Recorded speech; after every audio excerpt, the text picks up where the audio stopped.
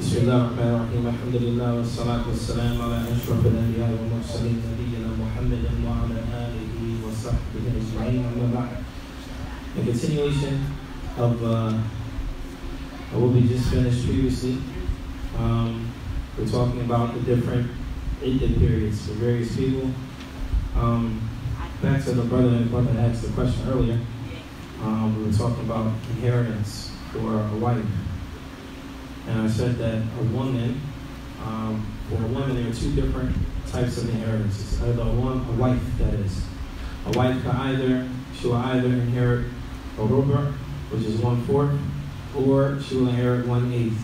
1/4 or 1/8. 1/4 if there are no children, meaning the husband and her does not have any children, meaning the husband himself does not have any children.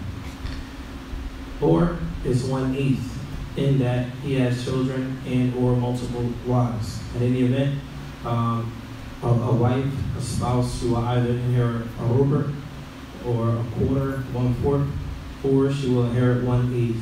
1/4 or 1/8. But yeah, as we mentioned previously, inheritance is tightly linked to other aspects of the religion. It's very specific. Sometimes you look and it doesn't make sense because a lot of these issues were based on fatwa from the Sahaba. For example, waiting a whole year for a menstrual period, that was from the Sahaba. Waiting the 90 years, these were hukum or rulings that were levied or put out by the companions. But the next part here, we're going to talk about الحكم العدة من الغائب والموضوعة بشبهة أو زنا وغير ذلك. The next issue here, what is the iddah period for al-ghaib? Al-ghaibu here is a husband that is not present. A husband that is not present because he passed away, but he's also absent, similar to what happened before. It says, وَمَنْ مَاتَ زَوْجُهَا الْغَائِبُ.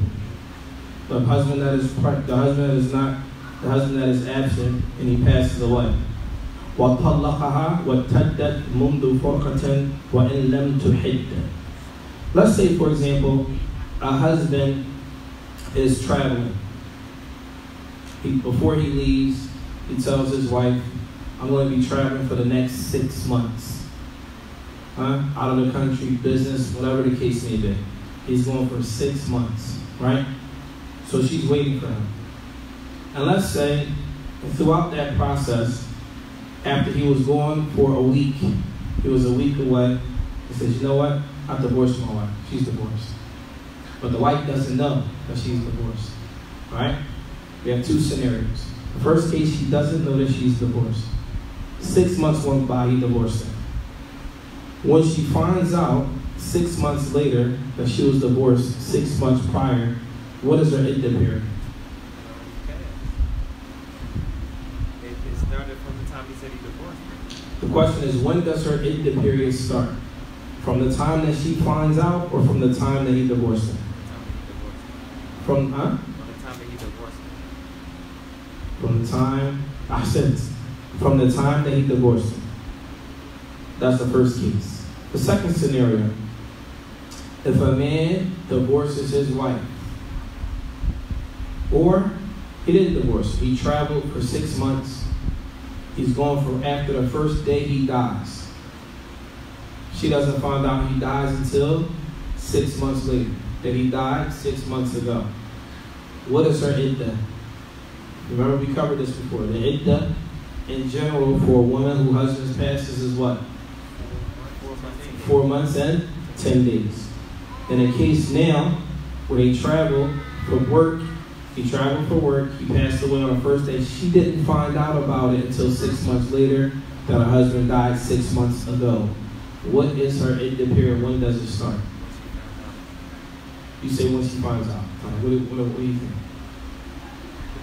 Can you repeat that? Repeat what? The question? The question is, a woman passes, or husband passes away. Right? He's traveling for 6 months. He travels. He dies after the first day of travel, but she doesn't hear from him for 6 months, thinking that he's working and he can't talk.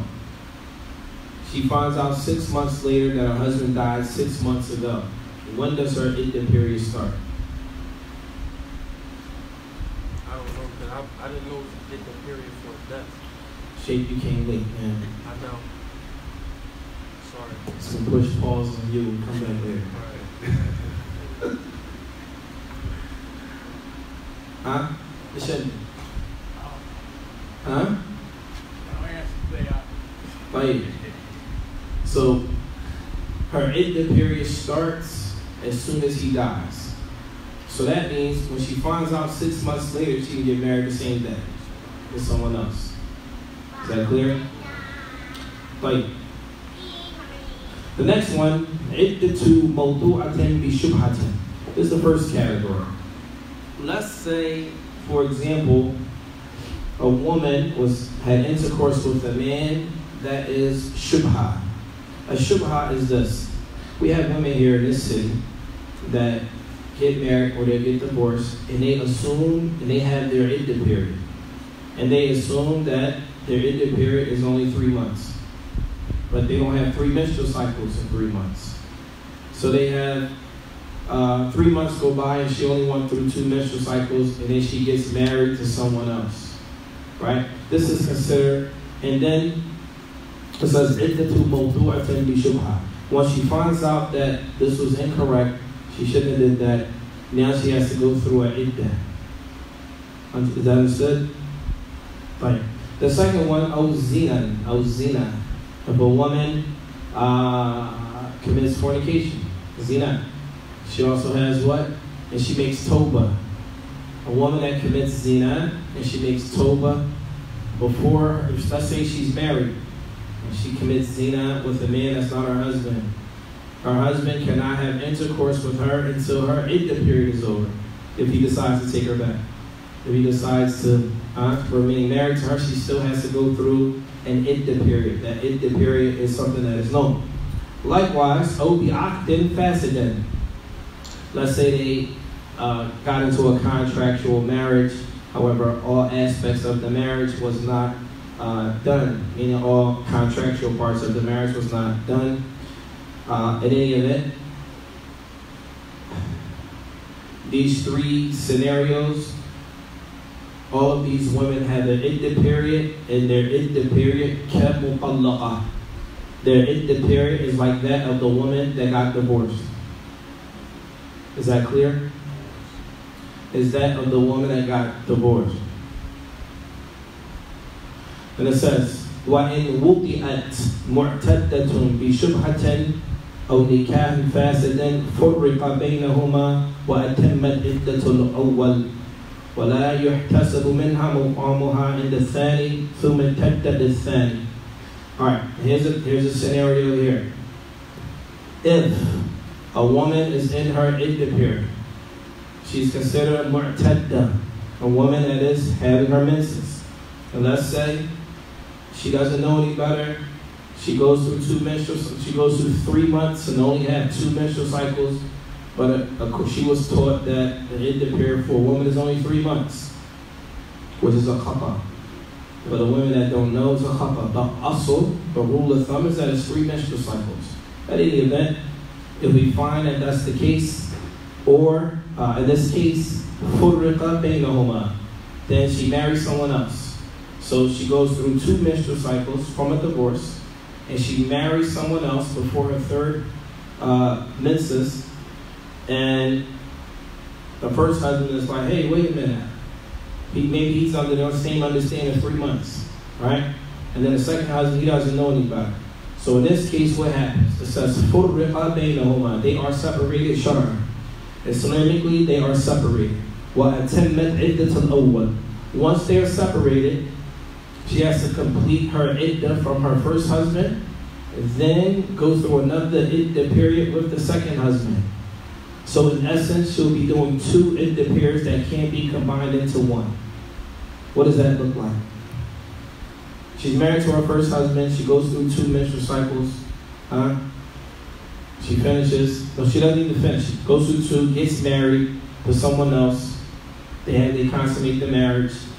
So now the judge is going to separate between the woman and her second husband. She has to finish her iddah from the first husband and then go through an iddah from the second husband. And then after that, she can remarry or what have you. Is that clear? واضح؟ طيب. وتحل له بعقد بعد انقضاء العدتين. Then she will become halal for the second husband after she goes through the 2 iddah periods. Not iddah periods meaning 1 iddah, meaning she has to go through 2, 3 menstrual cycles. Meaning, the first husband, she goes through, let's say she goes through menses. So she goes through 3 menses from that husband, and then 3 menses from the second husband, and now she is halal for that second husband to remarry her. واضح؟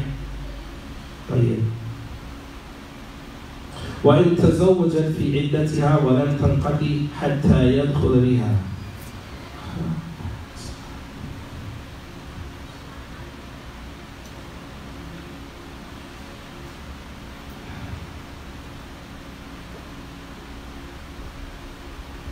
طيب.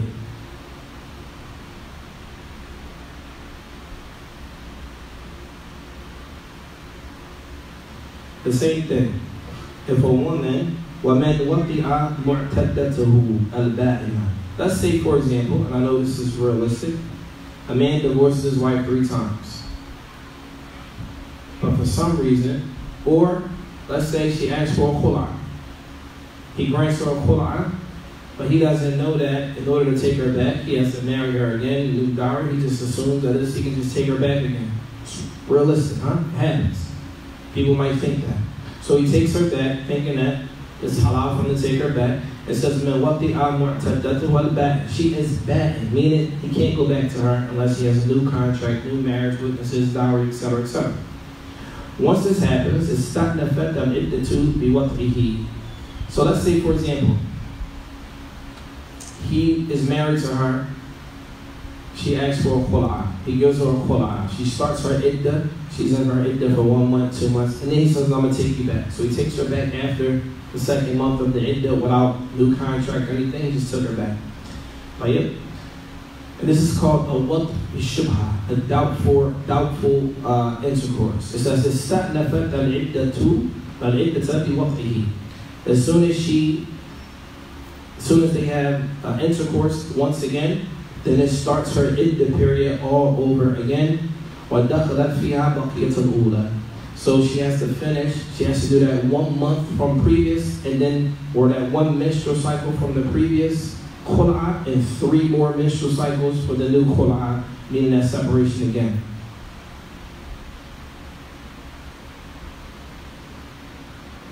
Right.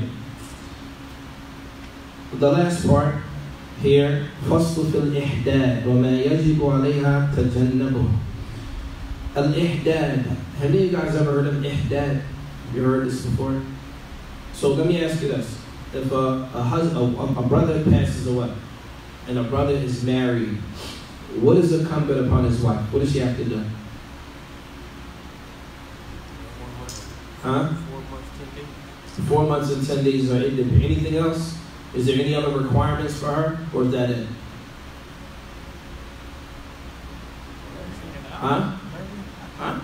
Bury him? Yeah, but there's something else that is legislatively required for her. Does anyone know what that is? Stay in the house. Stay in the house? You don't know? Never heard this before? Huh? Yeah. So in Islam, if a husband passes away, obviously her iddah period is what? 4 months and 10 days. During that iddah period, there are requirements for her during that time period. Right. So it says, يَلْزَمُ الْإِحْدَادُ مُدَّةَ عِدَّةَ كُلِّ مُتَوَفَّى زَوْجُهَا عَنْهَا فِي نِكَاحٍ صَحِيحٍ. Every woman whose husband passes away from a correct marriage, she has to do something called al-ihdad. So we're going to explain what that is. It says, يُبَاحُ لِبَائِنٍ مِنْ حِيٍّ وَلَا يَجِبُ. So let's say, for example, it says it's permissible for a woman to do it if it's 3 divorces, and she's going through iddah period. It's permissible for her to do ihdad, but not obligatory. And it says, and it's also not wajib. لا يجب على رجعية وموضوعة بشبع. So it's not wajib for a woman that's in her iddah raj'iyya. It's not wajib for her. It's also not wajib for the one who has intercourse with a woman and he marries her, but it's not a correct marriage. It's not wajib in that case either. Likewise with zina. So let's say, for example, a man fornicated with a woman and he passed away. She is not required for her to do that either. But what is ihdad? Ihdad is اجتناب ما يدعو إلى جماعها. Al-ihdad is anything that, any form of beautification for that woman. يرغب في النظر إليها. Anything that will cause a man to look at her in an attractive way. It is impermissible for her to adorn herself with anything like that during the 4 months and 10 days. من الزينة والطيب. She cannot dress nicely during that time, meaning to come out dressed nicely. Likewise with fragrances, with tahsin wa hina, any type of dye and all of that. She cannot do that during that time.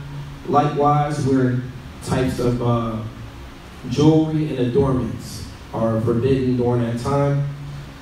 Likewise, kuhl al-aswad. She also cannot wear the black eye dye, the black eyeliner, kuhl that they put on. La tutiyat. However, this excludes women during the time of the Prophet ﷺ. They will put this black, they will put the kuhl, it's a certain type of kuhl they put on their eyes to help their vision. Is it excluding that? Wala niqab. And also this is excluding the niqab. Women that cover their faces, obviously they can continue to do that. And likewise, the women continue to put the stuff in their eyes if it strengthens their vision. وَالْأَبْيَضْ وَلَوْ كَانَ حَسَنًا. Also, it doesn't prevent women from wearing white. وَلَوْ كَانَ حَسَنًا. Even if it's nice, it's not a problem. Meaning, it's not impermissible. Obviously, I believe in this city, women think it's impermissible to wear colorful garments, but it's not. Al-Jamal, or something that's considered beautiful, it depends on what the people consider to be beautiful. And there's a misconception that people believe that women can only wear black. This is not correct. There's no text to support that women can only wear black. Anyone that says anything other than that, hey hat. Bring your evidence to support it. Right. وفصل في سكن متوفى عنها ورجعية وباء. Let's say, for example, a woman is divorced. Where does she stay during the iddah period? Where does she stay during the iddah period? وتجب عدة الوفاة في المنزل حيث وجبت. So let's say, for example, a woman whose husband passes away. It is wajib for her to stay in the home that she was already in. Meaning she should not leave her house and go somewhere else. فَإِن تَحَوَّلَتْ. If she was to move, خوفا, out of fear, قهرا, or because she is forced to, أو بحق انتقلت حيث شاءت. If this is the case, then she can move wherever she wants, if it's out of fear or she's being forced to do so. وَلَهَا. As for the woman that's in ihdad. As for this woman, لَهَا خُرُوجْ لِحَاجَتِهَا نَهَارًا لَا لَيْلًا. A woman is also going through this state. It is permissible for her to leave the house in the daytime for the things that she needs, but not in the evening. وَإِن تَرَكَتَ الْإِحْدَادِ أَثِمَتْ. If a woman says, forget all of that, I'm still going to beautify myself, But when they say beautify yourself, it doesn't mean you can't take showers. It doesn't mean you can't clean yourself, cut your nails, you know what I'm saying? It doesn't mean that. It means when you go out the house, make sure you are regular, nothing extra. If you usually will jewelry or what have you, take it off. It said if a woman does not do that, then she will be earning the son of Allah subhanahu wa ta'ala. وَتَمَّتْ إِدَّتُهَا بِمُضِي زَمَانِهَا. And she will complete her iddah as it was mentioned.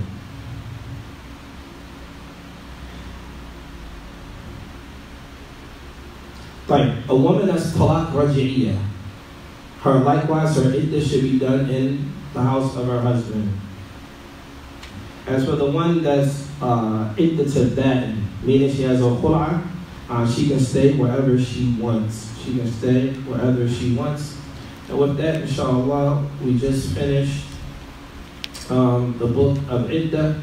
And inshallah, the next class, we will cover the chapter of nafaqah. Nafaqah is a chapter of maintenance. The way everyone understands it here is maintenance. Any questions about this, inshallah? No questions? Sisters, any questions? You came late. Not nice. Any questions, sisters? You want to start with that? Subhanakallahumma wa bihamdik. Ashhadu an la ilaha illa ant. Astaghfiruka wa atubu ilayk. Assalamu alaikum wa rahmatullahi wa barakatuh.